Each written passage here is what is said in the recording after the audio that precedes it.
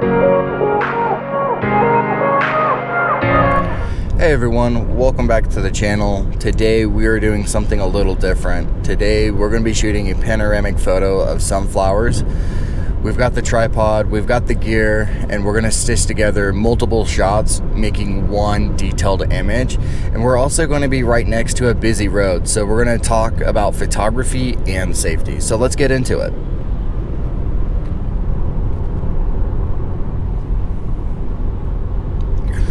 So these sunflower fields are all over Colorado. The spot that I saw, I just see it, and it's a one shot that just doesn't capture the scale that I'm wanting or what I'm actually seeing. And so that's where panoramic come in.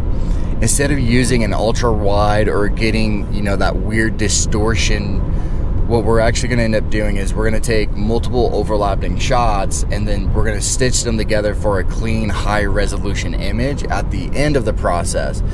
And it's going to take a minute to do this because we're going to be doing our mids, our highlights, and our shadows all together within it. And so in our previous videos, the HDR process is exactly the same. It just gets longer because you have to work with more photos. And that's all it is. We're adding steps.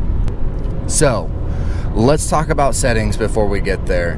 How am I going to set up for this shot? Well, the first thing I'm going to do is I'm going to set up my tripod and I'm going to level it.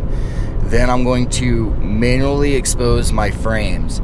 I'm probably going to go from F11 to F16 to have maximum depth of field and making sure everything is in best focus as possible because I'm not trying to do a focal blend. And then I'm going to keep my ISO down to 50 to 100 for clarity. And then check my white balance. I'll probably set it to 55 Kelvin because it's a very nice clear day and that's daylight. And one of the things that you could also do is potentially add a magenta tint, and that's probably what I'm going to do is add a little, maybe 2 magenta, 3 blue to the photo for the shadows and just to help get the greens to pop a little bit more. So we're going to be getting set up here shortly. I didn't want to do this while I'm at the fields because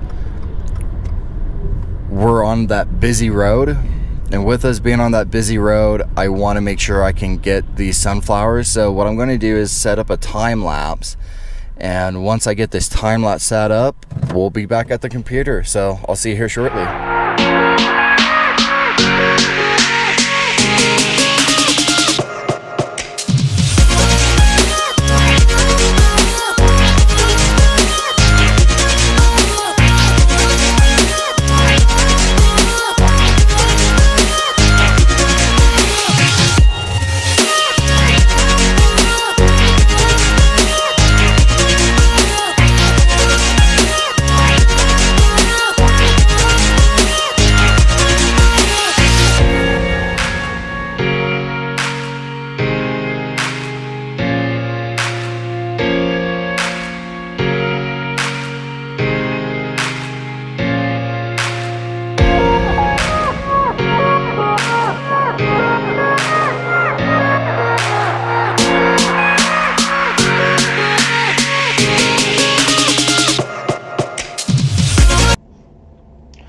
Alright, you guys, and welcome back to the computer side. And here we have all 26 photos end up. I think I took about 30 photos, and I'll come into Lightroom where I'm going to adjust my distortion, my sharpness, and light fall off. We're going to do our basic adjustments for everything, which really isn't a whole lot in here because majority of my process is done within Photoshop. And so, come on, zoom out. Give it a second. There we go. So this is what it looks like when it's fully done and when it's complete and when it is finished. And so I use a process. I use Hugen Panorama Stitcher, and you upload all of your photos in here. You just simply add image and then add control points Once you add the control points, it is then going to, you can load the image, align it, and then export by creating the panorama. And this is what it looks like before. So it's going to take all of those photos that I ended up stitching together, and now I can export this as one massive file to then move into Photoshop. That will allow me to then make farther edits. So one of the edits that I did, for example, was this upper corner right here where this is all black, right over here too, is I blended in the rock in the upper part so that way we could then have a cohesive photo, and same thing down here, because that's not that hard to do. And that's going to allow me to have a slightly bigger picture because we're stitching 36 images together. And so we can see, right, what the images are look like, right here. We can see what was there before and after. And you can make adjustments through this entire process of creating this pano. Sometimes it does really good, sometimes it doesn't. Sometimes you have to go in and do, you know, when you're creating your control points, right, you might have to highlight a few at a time, by clicking one and then hitting shift and then create control points.